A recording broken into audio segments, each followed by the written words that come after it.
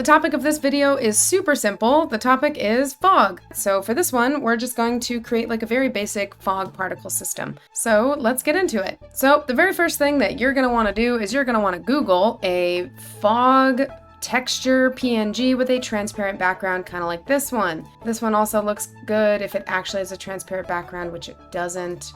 So I'm gonna take this one. So I'm gonna save this texture and then drag that into the textures folder. There we go. So this looks kind of messed up, but let's see if it's from grayscale and alpha transparency. Let's apply that. So not everything needs to be alpha from grayscale. If you hit apply on that, it does look weird, but if you input the texture alpha and you hit apply, hey, that looks pretty good. Cool. So find a texture that you like and let's get started. So let's go to our materials folder and let's right click and let's create a material that we're going to call our fog_matte. And instead of the standard shader, we're going to go to the legacy shaders. We're going to choose particles and we're going to choose maybe alpha blended. And then the texture that it's looking for, go ahead and drag in the texture that you found earlier. Now in the hierarchy view, go ahead and right click and create a particle system. And I'm going to call this fog. And let's assign the fog material to our fog. And I'm going to zoom in so you can kind of see that a little bit better. Cool. So let's start. Fog moves kind of slowly, right? So in the start speed of the main module of the fog, let's make it between two constants. That's like 0 and 2. There we go. That's a little bit better. And maybe let's also have this be 3D fog. So let's check 3D start size and let's have it like between like 5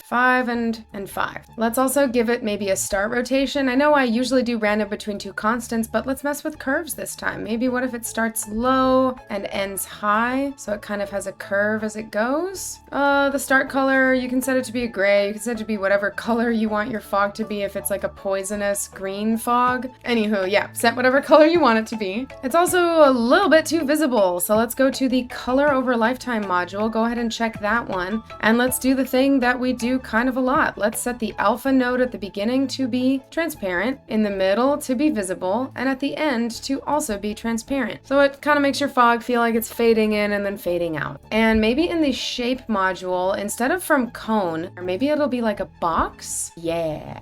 And I wonder, we can randomize direction, so it's just kind of coming out of this box from every direction. So I set randomize from 0 to 1, although if you like it coming up like that, that's great. And you can change the scale of the box to be like wider, 10, depending on what you want your fog effect to be, right? The other thing I want to do real quick before we wrap this up is the emission rate is 10. Let's up that, like 40. And then for me, specifically, at this point, I could wrap it up. This is fog, done. Yay, good job. But for me, I'm gonna flip this X rotation to be maybe 90 so that my fog is going down. Yeah, and then I'm gonna position it, there we go. So it's at 0, 0, 0, which is super intense. But maybe I'm going to drag the whole thing up a bit. And instead of, if I had a free aspect, but if I instead set it to like 16:9, then I know in my shape module, this scale of the box, maybe it needs to be more like 20. So it's across the whole thing. And maybe I'll drag that up. So it's just sort of this like fog coming down from above. Or maybe it's the other way and I want it to be from underneath me. Hopefully you learned something and great job today. I will see you in the next one.